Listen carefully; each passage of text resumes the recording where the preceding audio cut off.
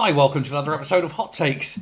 The embryo Wes Streeting is stamping his tiny feet and crying foul over junior doctors. He says that they are holding the country to ransom in this sort of pay dispute that they have after they've rejected what is being described as an inflation-busting offer, and they said it's just crumbs and they're pushing ahead with the strike. He says this strike will cripple the NHS. Well, you've got to pay them what they're worth, mate. That's it.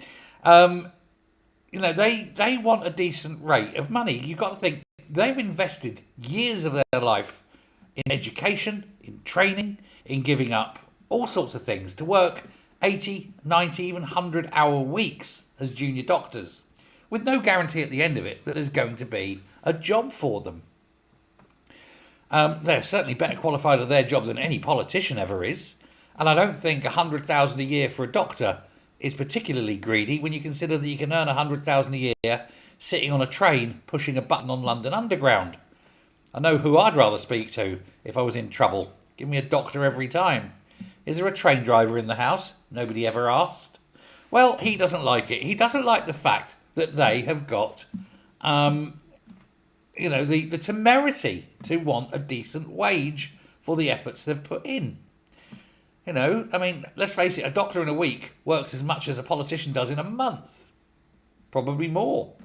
Now, they've been offered nigh on 30% rise, but as they point out, by the time they pay their tax on that, it's still working out at around 20 odd pounds an hour. For a doctor, not really good enough, is it? And to be honest, no.